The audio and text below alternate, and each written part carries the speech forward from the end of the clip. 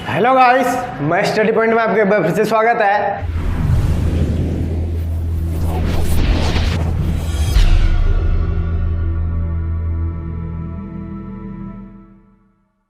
आज मैं आपके लिए क्लास 11th का हिस्ट्री का मेसोपोटामिया चैप्टर जो हमारा सेकंड है वो लेके आया पार्ट 2। अभी मजा आएगा ना भिड़ो। ठीक है दोस्तों, तो कॉपी पेन फटाफट आप निकाल लेना, कान में लीड लगा लेना और साथ साथ लिखते चलना। और चैप्टर 2 देखने से पहले उम्मीद है आपने जो इसका पार्ट 1 है वो आपने देख लिया होगा।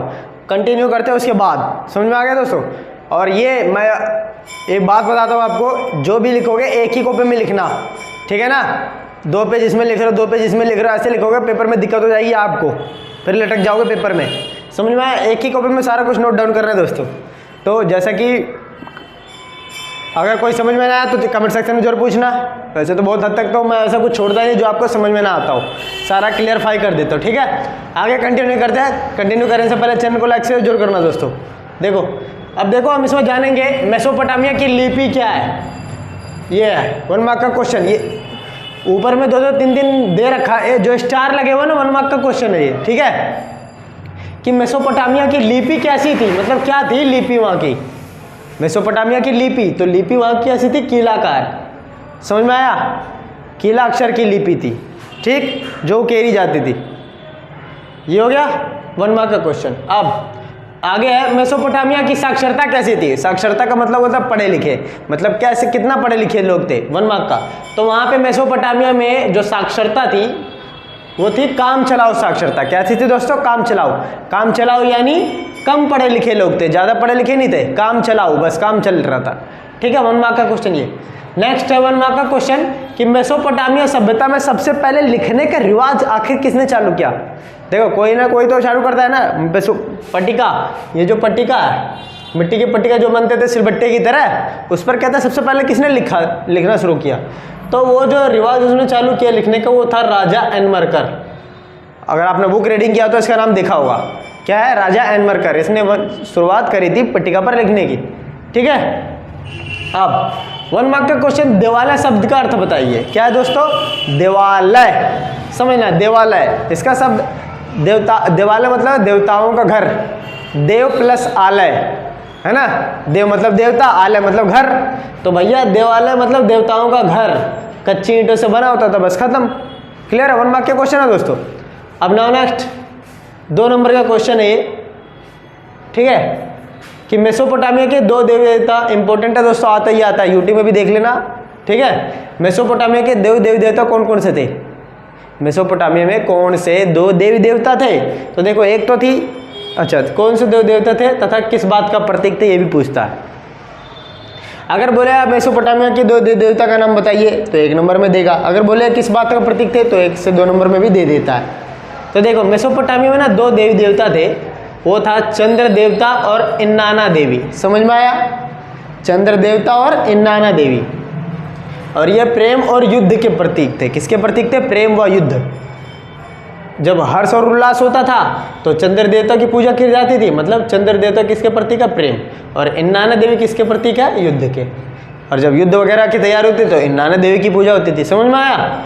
जैसे हम पेपर वगैरह देने जाते हैं तो किसको प्रणाम करते हैं? सरस्वती माता को प्रणाम करते हैं ना, क्योंकि सरस्वती देवी है, वो ज्ञान की देवी है। और धन के लिए किसकी पूजा करते हैं? लक्ष्मी की, क्योंकि धन की देवी वो है। समझ में आया? तो ऐसे ही यहाँ पे ये है। और मेसोपोटामिया के लोग अपने देवी देवता को पता क्या चढ़ावे देते थे? 1 नंबर का ये भी पूछता है कि मेसोपोटामिया के लोग अपने देवी देवता को क्या चढ़ाते थे। तो भैया ये लोग ना दही, मछली और अनाज चढ़ाते थे। क्या चढ़ाते थे? दही, मछली और अनाज। ठीक है, अब अगला क्वेश्चन है 2 नंबर का, ये भी कई बार दिया हुआ है, अभ्यास का भी क्वेश्चन है, कि आप कैसे कह सकते हैं कि पुराने मंदिर, मतलब पहले के जो भी मंदिर थे, वो कुछ घर जैसे ही रहे होंगे। समझ में आया? आमतौर पर घर कैसे बनता है? चकोर टाइप में, चकोर कोने का, तो वैसे ही बनाया जाता था पहले के मंदिर। ठीक है, तो कहता है कैसे कह सकते हैं? देखो, ये मैंने लिख दिया, आसान भाषा में लिख लेना आप भी, 2 नंबर का 100% आता है। देखो, हम कह सकते हैं कि भाई पुराने मंदिर घर जैसे ही रहे होंगे, क्योंकि मंदिर भी जो होता था ना, किसी देवता का घर होता है। सिंपल। मंदिर भी किसी देवता का घर होता है, और इसका निर्माण घर जैसे ही होता था, चक्कर होता था इस टाइप के कुछ, जिसमें एक दरवाज़ा होता था। ये दरवाज़ा ले लेते हैं, ठीक है, या यहाँ लिख लो, या यहाँ ले, या बीच में लगा लो। एक दरवाज़ा होता था जो अंदर की साइड से खुलते ही गेट से लग जाता था।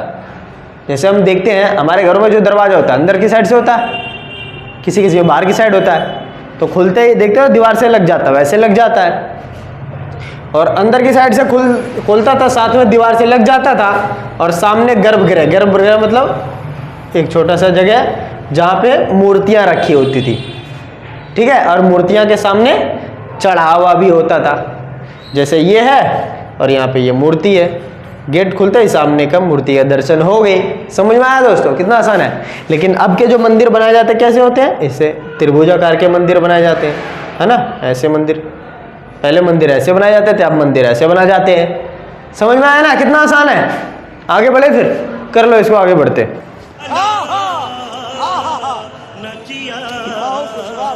गाइस इसका अगले क्वेश्चन की ओर बढ़ते हैं। देखो अगला क्वेश्चन है इसका 1 मार्क का क्वेश्चन, एकल परिवार किसे कहते थे, ठीक है, मतलब मेसोपोटामिया में एकल परिवार किसे कहा जाता था, ठीक है। देखो एकल परिवार में ना, इसमें माता पिता और उनके बच्चे शामिल होते थे, बस खत्म। कौन होते थे, माता पिता और उनके बच्चे, उसको एकल परिवार कहा जाता था। और इसी परिवार को आदर्श परिवार भी माना जाता था वहाँ पे, ठीक है। 1 मार्क का क्वेश्चन देता है, लिख लेना।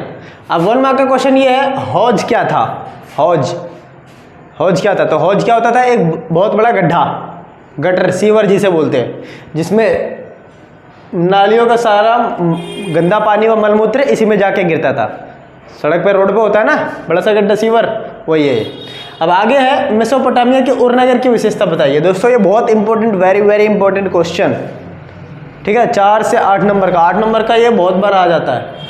8 मार्क का क्वेश्चन है दोस्तों, ठीक है। समझ में आया ना, बड़े ही अच्छे ढंग से करना, बड़े अच्छे अच्छे पॉइंट लिखवाया हो, लिख लेना, इसको छोड़ना मत। समझ में आया ना। मेसोपोटामिया में 2 नगर थे ना, उर और मारी, रूक भी आ जाता था, 3 हो गए। तो उर नगर की विशेषता बहुत बार पूछा गया दोस्तों, बहुत बार। 8 नंबर का मोस्ट इंपोर्टेंट क्वेश्चन है, 4 नंबर में कई कबार दे देता है, ठीक है। तो ये मैंने यहाँ पे 5 पॉइंट लिख दिया है, अभी और पॉइंट लिखवाऊंगा 2-3, ठीक है ना। ये आप लिख लेना, स्टार्ट करता हूँ। देखो उर नगर जो था, कहता वह पहला नगर था जहाँ सबसे पहले खुदाई की गई थी, ठीक है। उर नगर वह पहला नगर था जहाँ सबसे पहले क्या की गई थी, खुदाई। पहली विशेषता ये है। दूसरी विशेषता क्या है, यह नगर में साधारण घरों की जो खुदाई थी, इस नगर में साधारण घरों की खुदाई, मतलब यहाँ पे जो घर थे उसकी खुदाई 1930 के दशक, दशक मतलब 10 साल, 30 के दशक में सुव्यवस्थित ढंग से की गई थी। सुव्यवस्थित मतलब बड़े अच्छे ढंग से इनके घरों की खुदाई की गई थी, ताकि कोई भी अवशेष छूटे ना, ठीक है। आगे, इस नहर में जो गलियां थी वो टेढ़ी मेढ़ी थी, टेढ़ी मेढ़ी गली, ठीक है, इस टाइप टेढ़ी मेढ़ी गली। और कहता कि ये गलियां इतनी टेढ़ी थी, ठीक है, और इतनी पतली थी। ये गली, उरनगर की गलियां इतनी टेढ़ी मेढ़ी थी, इतनी पतली थी कि यहाँ से 2 आदमी नहीं निकल सकते थे। अगर 2 आदमी हाथी भाई जैसे निकल जाते थे ना तो फंस जाते थे। समझ में आया। देखो एक ही आदमी निकल सकता था।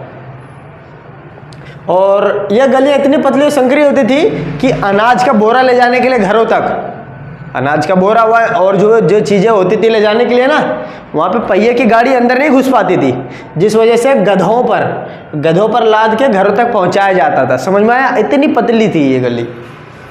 क्लियर है दोस्तों, ये हो गया। अब आगे कहता है नगर नियोजन पद्धति का अभाव। इसका मतलब क्या भाई, कि उरनगर में नगर नियोजन पद्धति का अभाव था। नगर नियोजन का मतलब होता प्लान, मतलब यहाँ के नगरों को प्लान, मतलब प्री प्लान्ड नहीं था, ये प्लान बना के, योजना बना के ये नगर नहीं बनाए गए थे। आजकल के मकान जो बनाए जाते हैं योजना बना के बनाया जाता है, मैप बना लेते कि यहाँ पे गैलरी होगी, यहाँ पे बाथरूम, यहाँ पे क्लासरूम, यहाँ पे ये रूम, डाइनिंग रूम, ठीक है। लेकिन पहले ऐसे बना देते थे, नियोजन पद्धति का अभाव था, ठीक है, कहीं भी कुछ भी बना देते थे। यहाँ की जो, एक तो देखो यहाँ घुमावदार गलियाँ, ठीक है, ये प्रॉब्लम। वहाँ गंदे जल की निकासी के लिए, मतलब नाला, जो नाला होता था वो बरामदे में बना देते थे, जिससे पानी घर में घुस जाता था। भाई नाला अगर ये घर है, ठीक है, और घर के बाहर अगर सटा के नाले उठाते हो और सीधा रोड पे जाके गिरे तो कितना बढ़िया होता है, ठीक है। लेकिन इनका नाला कहाँ पे होता था? बरामदे के यहाँ, आंगन के यहाँ, जिसकी वजह से पानी घुस जाता था। और ये नाले ऐसे थे जो ढका भी नहीं जाता था। काफ़ी ज़्यादा बरसात जब आता था तो पानी बहुत ज़्यादा भर जाता तो ऊपर फेंकता था, मच्छरें पैदा होती थी, बीमारियाँ हो जाती थी। तो ये दिक्कत थी यहाँ पे, समझ में आया? कूड़ा कचरा भर जाता, नालियाँ अच्छी नहीं थी यहाँ पे, योजना बना के नालियाँ नहीं बनाई गई थी। जल निकासी, निकासी मतलब गंदे जल को बाहर निकालना। गंदे जल को बाहर निकालने के लिए कौन होता है? नाला होता है। अब नाला यहाँ पे उतने अच्छे से नहीं बनाया गया था, ठीक। नाला बाहर बनाते, घर के बाहर किनारे से साइड में, जैसे अभी बनता है वैसे बनाते, ठीक रहता है। नालों को भी ढकना चाहिए था, यहाँ पे ढके भी नहीं थे, क्लियर है, जिससे बीमारी काफ़ी ज़्यादा फैलती थी, मक्खियाँ भिन बनाती थी, और उन्हें ढका भी नहीं गया था। आगे कहता है 5th पॉइंट कि यहाँ के लोग कूड़ा कचरा जो थे ना वो घर से बाहर फेंकते थे। देखो कितने बड़े ज्ञानी थे ये लोग। यहाँ के लोग कूड़ा कचरा को कहाँ फेंकते थे? घर से बाहर। अब इससे क्या होता था? जो भी गली में आता जाता था उनके पैरों के चप्पलों में कूड़ा कचरा चिपक जाता था, वही घर में आता था। अब बीमारी पैदा होगी नहीं होगी? और इसके कारण क्या होता था? अब सारे लोग घर के अगर बाहर कूड़ा कचरा फेंकते थे तो इससे गली की जो सतह होती थी ना, मतलब एक तरह से कूड़ा कचरे का एक रोड बन जाता था उसी के ऊपर। अब रोड बन गया, गली के सतह ऊंची हो गई, दहलीज ऊंची हो गई। अब इससे घर का जो दहलीज होता था नीचा हो जाता था, और गली की दहलीज ऊंची और घर का दहलीज नीचा, तो इससे बारिश का पानी नालियों से घरों की ओर ना आए। तो इस वजह से ये लोग समय समय पर अपने घर के दहलीज को ऊंचा उठाते रहते थे, समझ में आया? और साथ ही यहाँ गंदगी भी बहुत ज़्यादा हो जाती थी। जैसे यहाँ देखते हो कोई भी घर बनता है, ठीक है, कोई भी दुकान वगैरह बनता है तो देखते हो ना, दहलीज उसकी ऊंची रखती है, हैं 1 फीट 1.5 फीट इतनी ऊंची रखते हैं ना, ताकि रोड पे जो पानी भरे हो दुकानों में या घरों में ना घुस सके। समझ में आया? तो ये है। अब 5वां पॉइंट हो गए, आगे और पॉइंट लिखवा रहा हूं, ठीक है ना, आगे और पॉइंट है अभी इसके 2-3 पॉइंट और। 8 नंबर का बहुत इंपॉर्टेंट क्वेश्चन है दोस्तों, छोड़ना नहीं है, ठीक है। पॉइंट लिख रहा हूं, जब तक आप इसको नोट कर लो। तो गाइस अब देखो इसका ये 5वां 6ठा पॉइंट उरनगर का, 5 पॉइंट तक लिख लिया ना। अब देखो उरनगर में 6ठा पॉइंट, 8 पॉइंट टोटल मैंने लिख दिया। 8 नंबर के 6 से 8 नंबर का आएगा दोस्तों, आएगा ही आएगा, ठीक है ना, बहुत मोस्ट इंपॉर्टेंट है। उरनगर में रोशनियाँ जो होती थी ना, खिड़कियों से नहीं आती थी। वहाँ पे खिड़कियाँ ज़्यादातर लोग खोलते नहीं थे। खिड़कियाँ कई घरों में देखा गया, पाया गया मेसोपोटामिया के घरों में, लेकिन खिड़कियाँ जानबूझकर नहीं खोलते थे। समझ में आया? खिड़कियाँ नहीं खोलते थे, जिससे वहाँ पे रोशनी खिड़कियों से नहीं आती थी सूरज की रोशनी, बल्कि आंगन में खुले दरवाजे से आते थे। आंगन में खुला करते थे, दरवाजे से आती थी जो आंगन में खुला करता था। समझ में आया? और देखो घर की खिड़की इसलिए नहीं खोलते थे ताकि वहाँ पे जो भी बातें हो रही है, गोपनीयता का मतलब है ऐसी बातें जो गोपनीय रखे हो, ठीक है, बाहर तक ना जा पाए, इसलिए नहीं खोलते थे। समझ में आया? ये उसके बाद उरनगर में ना कुछ अंधविश्वास प्रचलित थे। 2-3 तरह के अंधविश्वास है, बताऊंगा। ये अंधविश्वास समझते हो ना, जैसे बिल्ला रास्ता कट जाए तो भैया नहीं जाना चाहिए, रुक जाओ फिर, हैं, इस तरह के। तो देखो उरनगर में ना कुछ अंधविश्वास थे जो प्रचलित थे। पहला तो ये बता रहा है कि घर की दहलीज अगर ऊंची हो तो वह बरकत लाती है, मतलब धन दौलत लाती है। समझ में आया? घर की दहलीज ऊंची अगर हुई तो ये, और धन दौलत लाती है। दूसरा बताता है कि सामने का दरवाजा, घर के सामने का दरवाजा अगर किसी दूसरे घर की ओर ना खुले, है ना, और दूसरे घर की ओर ना खुले तो वह सौभाग्य लाती है। मतलब अपने घर का दरवाजा दूसरे घर की ओर ना खुले, ठीक, तब सौभाग्य लाती है। और आगे क्या कह रहा है कि लेकिन घर का दरवाजा अगर मुख्य दरवाजा बाहर की ओर खुले तो पत्नी अपने पति की मृत्यु का कारण बन सकती है। कहने का मतलब यहाँ का दरवाजा ना अंदर की साइड खुलता था, बाहर की साइड अगर खुलता था तो वो अपशगुन माना जाता था। समझ में आया? इसलिए ज़्यादातर घरों के दरवाजे अंदर ही बनाते थे। आगे है उरनगर में शासकों के लिए एक कब्रिस्तान होता था लाशों को दफनाने के लिए, ठीक, शासकों के लाशों को दफनाने के लिए अलग से कब्रिस्तान था। और लेकिन यहाँ ये भी देखा गया है कि यहाँ पे लाशों के दफनाने के लिए साधारण जो लोग थे ना, वो लाशों को दफनाने के लिए अपने घर में ही लाश को दफना देते थे, फर्श के नीचे। कहाँ पे दफनाते थे? फर्श के नीचे, ठीक है। साधारण लोग लाश को घर के फर्श के नीचे दफना देते थे, ये भी देखा गया। तो ये हो गया इसकी विशेषता खत्म। 8 पॉइंट हो गए ना दोस्तों, ध्यान से कर लेना, लिख लेना भाई, पहले बता दे रहा हूँ। अब देखो 3 से 4 नंबर में मारीनगर की विशेषता भी दे देता है। ठीक, किसकी विशेषता? मारीनगर। देखो मारीनगर 2000 ईसा पूर्व के बाद मारीनगर कहता है शाही राजधानी के रूप में कहता है खूब फला फूला। राजधानी के रूप में ये क्या हुआ? खूब फला फूला, मतलब खूब वृद्धि किया इसने। यहाँ फरात नदी क्या कहता है? यह फरात नदी पर स्थित था। तो भाई नदी उपजाऊ भूमि बन जाएगी फिर ये तो।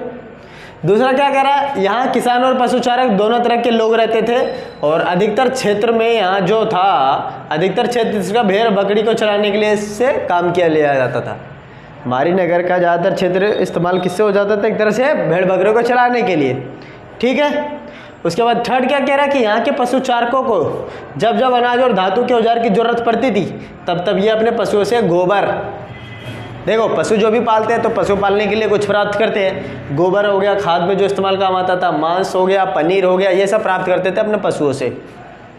ठीक है। और ये गडरी है, मतलब ये पशुचारक क्या करते थे? कभी कभार ना, ये भी लिख देना इसमें बड़ा करने के लिए, पशुचारक कभी कभार अपने पशुओं को पानी पिलाने के लिए, गडरिए कई बार अपने पशुओं को पानी पिलाने के लिए खेती से ले जाया करते थे, जिससे फसल चौपट हो जाता था। पानी पिलाने के लिए पशुओं को ले जाते थे खेत से। अब खेतों में कहीं भी फसल रौंद देता था पशु, वो थोड़ी देखेगा क्या है क्या नहीं है, पानी पीने से मतलब है उसको, रौंद देता था। समझ में आया? गडरी और किसान में कई बार झगड़ा भी हो जाता था, पशुचारक और किसान में, गांव के किसान में। कई बार गांव के किसान इसका रास्ता रोक देते थे, झगड़ा हो जाता था। कई बार गडरी किसानों, गांव का किसानों का धन बार लूट लेते थे। समझ में आया ये सब चीज़? तो ये यहाँ होता था। आगे है, यह नगर बहुत ज़्यादा एक व्यापारिक स्थल था, व्यापारिक मामले में बहुत ज़्यादा समृद्ध था, मजबूत था, जहाँ से लकड़ी, तांबा, तेल और मदिरा मतलब शराब, ये सब नाव के जरिए फरात नदी से विदेशों में पहुँचाया जाता था। तुर्की, सीरिया, लेबनान, इन देशों में निर्यात किया जाता था भारी मात्रा में। तो क्या पता चला कि भाई मारीनगर जो है ना वो बहुत ज़्यादा समृद्ध था व्यापारिक दृष्टि से, ठीक, आर्थिक दृष्टि से। क्लियर है? आगे बढ़े, करो फिर इसको। Oh my God! Wow! तो गाइस इसके अगले क्वेश्चन की ओर बढ़ते हैं। देखो अगला क्वेश्चन है इसका 3 से 4 नंबर का क्वेश्चन देता है ये तुम्हारे अभ्यास का भी क्वेश्चन है। ठीक है। क्वेश्चन है, आप कैसे कह सकते हैं कि खानाबदोश पशुचारक शहरी जीवन के लिए खतरा थे? क्वेश्चन के अभ्यास में भी है, देखो खोल के। आप कैसे कह सकते हैं खानाबदोश पशुचारक शहरी जीवन के लिए खतरा थे? ये क्वेश्चन है 3 से 4 नंबर में। अब देखो खानाबदोश पशुचारक कौन होते हैं? जो खाने की तलाश में इधर से उधर भटकते रहते हैं अपने पशुओं के साथ। समझ में आया? जो खाने की तलाश में इधर से उधर भटकते रहते हैं अपने पशुओं के साथ, उसे बोलते हैं खानाबदोश पशुचारक। पशुचारक यानी पशुओं को चराने वाला, खानाबदोश यानी खाने की तलाश में। समझ में आया? आगे देखो आंसर ये 3 लिख दिया है, ये लिख लेना, आसान भाषा में लिखा हुआ है। पहला पॉइंट क्या है? गडरिये। अच्छा, इन खानाबदोश को ना गडरिये भी बोलते हैं। गडरिया खानाबदोश कई बार ये पता क्या करते थे? अपने भेड़ बकरियों को पानी पिलाने के लिए ना खेतों से ले जाया करते थे पशुओं को, और वहाँ से ले जाते थे तो किसान की फसल को नष्ट हो जाती थी, क्योंकि जो जानवर है पानी पी लेने के लिए कहीं भी खेत में घुस जाते थे, वहीं से ले जाते थे रास्ते से। तो वो ये थोड़ी खेतों के एरिया में चलेंगे, जो रास्ता वहाँ से थोड़ी जाते थे, फसल को रौंद के चले जाते थे बीच में से पानी पी लेने के लिए, उसको तो पानी पीना है। ठीक है। अब फसल वो थोड़ी देखेगी फसल है क्या है, वो नष्ट कर देता है, इससे फसल नष्ट हो जाती थी। इससे गडरियों के बीच और किसानों के बीच झगड़ा हो जाया करता था। सेकंड पॉइंट है कि ये गडरिये कई बार खानाबदोश जो होते थे, ये कई बार किसानों के गांव में हमला बोलकर उसे लूट लेते थे। ये सेकंड पॉइंट बन जाएगा कि जो खानाबदोश होते थे ये कई बार क्या करते थे? किसानों के गाँव पर हमला बोलकर उनका सारा जितना भी माल है इकट्ठा हुआ जितने भी है वो सारे एक बार गांव में हमला बोलते थे, सारा धनभार उनका लूट कर ले जाया करते थे। इससे क्या होता था? इनके बीच की दुश्मनी आपस में बढ़ जाती थी। ठीक है। तो एक तो ये भी रीज़न हो गया कि खानाबदोश पशुचारक शहरी जीवन के लिए खतरा थे। थर्ड हो जाएगा इसका कि कई बार ये गाँव के लोग इन खानाबदोश पशुचारकों का क्या करते थे? रास्ता रोक देते थे कि भाई हम तुम्हें ये खेतों की तरफ जाने नहीं देंगे अपने पशुओं को पानी पिलाने के लिए। ठीक है। क्योंकि फसल रौंद देते थे वो पानी पीने के बहाने से। अब ये गांव वाले बार बार इनका रास्ता रोक देते थे। अब रास्ता रोक देते थे तो इनसे इनके बीच लड़ाई हो जाती थी। अब लड़ाई हो गई तो भैया इसलिए खानाबदोश क्या थे, खतरा थे। किसके लिए? शहरी जीवन वासियों के लिए। क्लियर है, समझ में आया? अब 1 मार्क का क्वेश्चन ये देता है कि गिलगामेश कौन था। गिलगामेश कौन था? तो गिलगामेश ये था, एक महान योद्धा था जो उरुक नगर में शासक किया था। राजा एनमरकर नाम सुना है? उसके बाद ये शासक वहाँ पे बना था। और एक इसके साथ साथ योद्धा भी था एक। उसके बाद 3 नंबर का ये क्वेश्चन देता है, और ये 100% कई बार दिया हुआ क्वेश्चन है, बहुत बार आया है ये वाला, कि विश्व को मेसोपोटामिया की सबसे बड़ी देन क्या थी।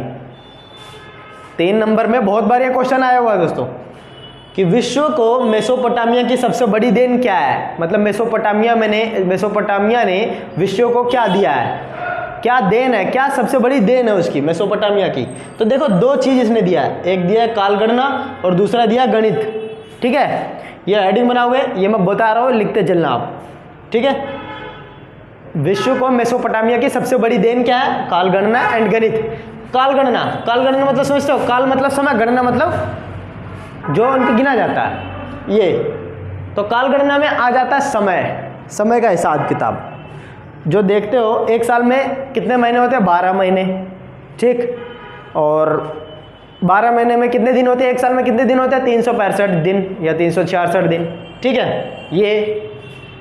उसके बाद एक महीने कितने दिन का होता है? 28 दिन, 29, 30, 31, है। तो ये बताया है इसमें। और एक महीने में ये दिन बता दिए। एक हफ्ते में कितने दिन होते हैं? 7 दिन। ठीक, और एक महीने में कितने हफ्ते? 4 हफ्ते। ठीक है, समझ में आया? और एक दिन रात में कितने घंटे? 24 घंटे में एक दिन रात बनता है, वो भी। और 1 घंटे में कितने मिनट? 60 मिनट। 1 मिनट में कितने सेकंड? 60 सेकंड। ये सब इसमें आपको लिखना है। समझ में आया? काल गणना मतलब पूरा काल, जितने भी समय है, पूरे समय के बारे में लिख देना है कि भाई एक साल में इतने महीने होते हैं और इतने दिन होते हैं। ठीक है, इतने हफ्ते होते हैं, 52 हफ्ते होते हैं। उसके बाद एक महीने में इतने दिन होते हैं, एक हफ्ते में इतने दिन होते हैं, और 24 घंटे का 12 घंटे का दिन, 12 घंटे की रात होती है। ये भी लिख देना है। समझ में आया? तो ये सब इसमें काल गणना में बताया है। क्लियर है? ये लोग ना उस टाइम पर घड़ी वगैरह नहीं होती थी, ये लोग चांद को देख के समय बता दिया करते थे। और लगभग ज़्यादा डिफरेंस नहीं होता, डिस्टेंस नहीं होता था, जो बताते थे ना, ज़्यादा डिफरेंस नहीं होता था। मुश्किल से 15-20 मिनट, आधा घंटे का फ़र्क। बाकी सही जज करते थे एक टाइम। और दिन के समय सूर्य की रोशनी को देखकर समय बता देते थे कि भाई इतना बज रहा है। समझ में आया? ये तरीका था इनका। और गणित में ये बताया है, जमा घटा गुना भाग, ये सब जो होता है हिसाब किताब में काम आता है, ये इसने बताया, ये इसने दिया है। समझ में आया? तो ये 2 देन है भाई, कालगणना एंड गणित। कालगणना में क्या है? समय बताया है कि समय को देखकर, चांद को देखकर समय बताते थे, सूर्य को देखकर समय बताते थे दिन में, और रात में चंद्रमा को देखकर समय बताते थे। ठीक है, चंद्रमा जिस दिन पूरा होता था, पूर्णिमा, है ना? समझ में आया? कृष्ण पक्ष, शुक्ल पक्ष, 15 दिन होता है कृष्ण पक्ष, 15 दिन होता है शुक्ल पक्ष। ठीक, पूर्णिमा में चांद पूरा निकलता है, महीना पूरा एक तरह से। ठीक है, ये हो गया मेसोपोटामिया की सबसे बड़ी देन क्या थी। 1 मार्क का आएगा तो ये नाम बताओगे, 3 नंबर पे देगा तो ये पूरा बताओगे जो अभी मैंने बताया। अच्छा, ये समझ में आ गया ना? क्लियर है? अब 1 मार्क का क्वेश्चन देता है ये बेबीलोन, ये रह गया था बताना। बेबीलोन क्या था? बेबीलोन या बेबीलोनिया। ठीक है, बेबीलोनिया ये क्या था? तो भैया ये बेबीलोनिया एक शहर था। क्या था दोस्तों? एक शहर। मेसोपोटामिया के दक्षिणी क्षेत्र को बेबीलोनिया कहा जाता था। क्लियर है?